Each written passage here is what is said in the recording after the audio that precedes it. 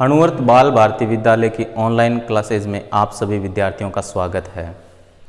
पिछली online class में हमने अलंकार पढ़े थे। अलंकार में शब्दालंकार के बारे में हमने जाना, शब्दालंकार के प्रकारों के बारे में जाना। आइए आज हम अलंकार का जो दूसरा प्रकार है अर्थालंकार, उनके बारे में समझते हैं। अर्थालंकार, अलंकार में चमत्कार शब्द में निहित न होकर अर्थ में निहित होता है, उसे अर्थालंकार कहते हैं। अर्थालंकार के भी कुछ प्रकार है।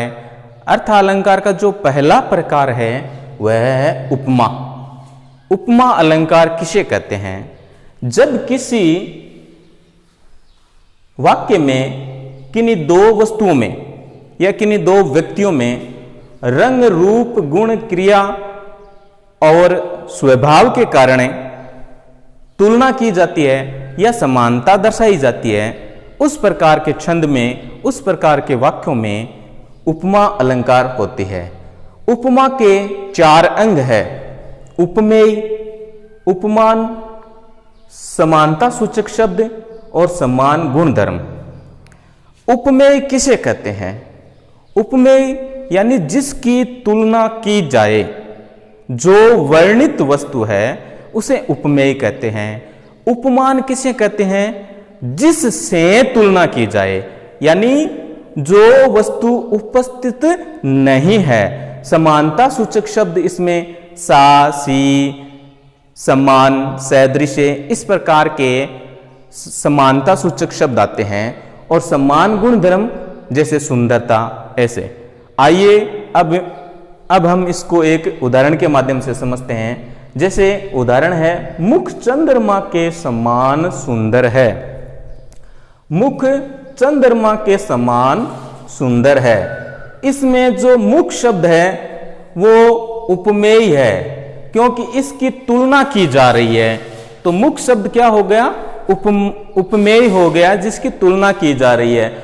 चंद्रमा जो शब्द है वो उपमान है, जिससे तुलना की जा रही है, यानी मुख की चंद्रमा से तुलना की जा रही है। तो मुख वर्णित वस्तु है, उपस्थित है, चंद्रमा अनुपस्थित है, उपस्थित नहीं है। तो चंद्रमा उपमान है, क्योंकि इस मुख की तुलना चंद्रमा से की जा रही है। तो उपमान किसे कहते हैं? जिससे तुलना की जाए। समान, समानता सूचक शब्द है और दोनों में साधारण गुणधर्म है, वो सुंदर शब्द है। आइए अब हम अर्थालंकार का जो दूसरा प्रकार है रूपक, उसके बारे में जानते हैं। उपमेय में उपमान को अभेद रूप में दर्शाया जाता है। उपमेय में उपमान को अभेद रूप में दर्शाया जाता है, यानी उपमेय और उपमान में कोई अंतर नहीं किया जाता है, दोनों को एक ही मान लिया जाता है। आइए अब हम इसको उदाहरण के माध्यम से समझते हैं। जैसे चरण सरोज पखारन लागा। चरण सरोज पखारन लागा यानी सरोज यानी कमल, कमल को चरण के समान ही मान लिया गया है, क्योंकि चरण है वो उपमेय है और सरोज है वो उपमान है। तो उपमेय और उपमान को एक ही मान लिया गया है।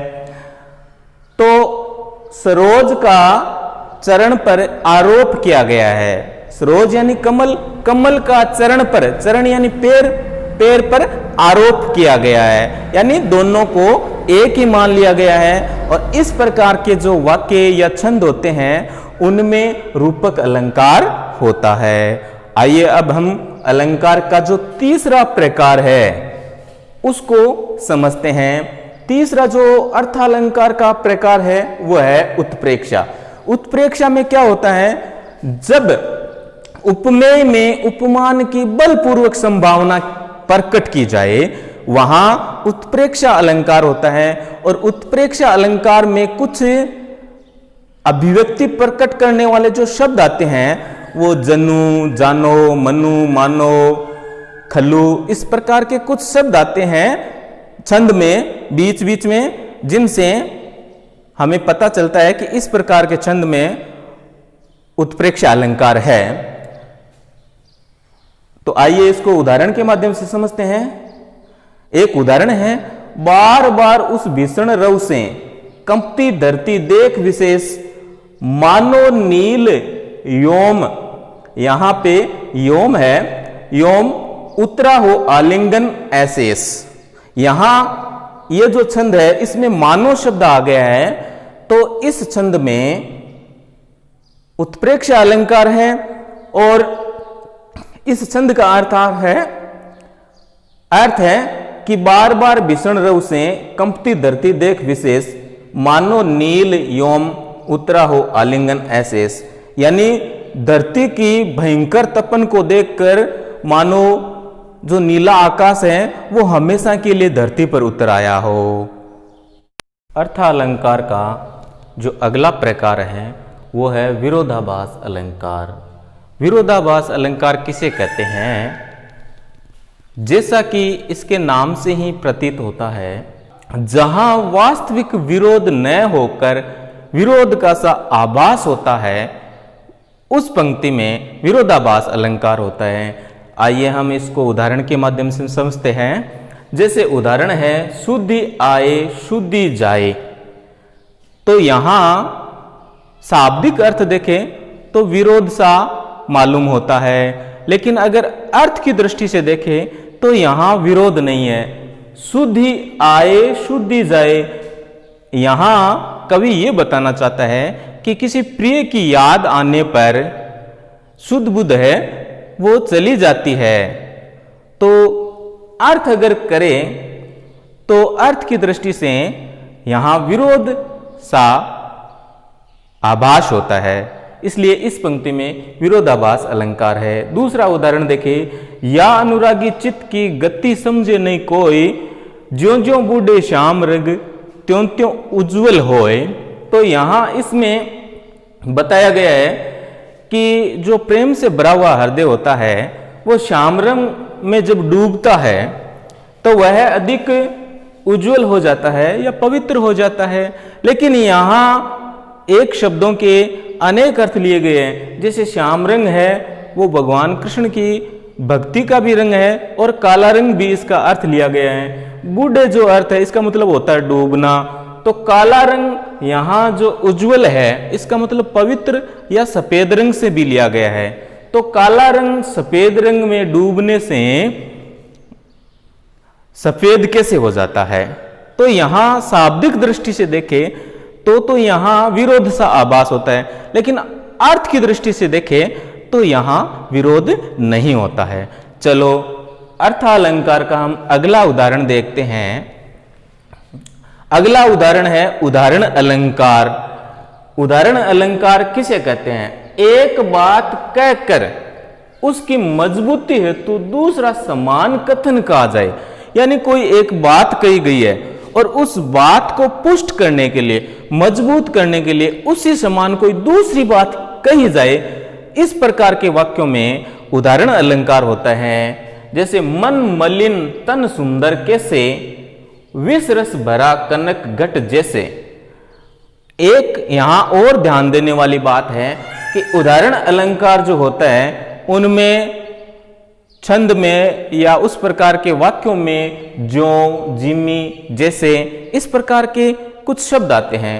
तो यहां देखिए, मन मलिन तन सुंदर कैसे, विष रस भरा कनक घट जैसे। तो यहां जैसे शब्द आया है, इससे हमें पता चलता है कि इस पद में उदाहरण अलंकार है। और इसका शाब्दिक अर्थ देखें कि जिस व्यक्ति का मन गंदा होता है तो उसका तन है वो कैसे सुंदर हो सकता है।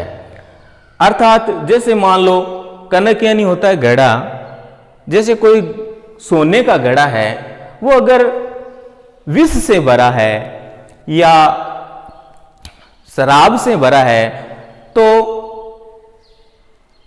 उसका महत्व कम हो जाता है।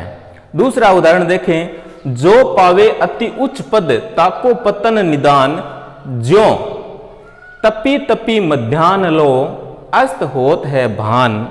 यहां देखिए आप ज्यों शब्द आ गया है, इसका मतलब इस पद में उदाहरण अलंकार है और इस पद का अर्थ भावार्थ होता है कि जिस प्रकार कोई व्यक्ति उच्च पद पाता है तो फिर वो निम्न पद पर भी आ सकता है। यहां एक उदाहरण देख के समझाया गया है कि जैसे सूर्य मध्याह्न को तपता रहता है, फिर धीरे धीरे सायंकाल होती है तो वो अस्त हो जाता है। भान यानी सूर्य, तो यह उदाहरण देखकर समझाया गया है। तो इस प्रकार के पद में उदाहरण अलंकार होता है। आशा है आपको अच्छे से अलंकार समझ में आ गए होंगे।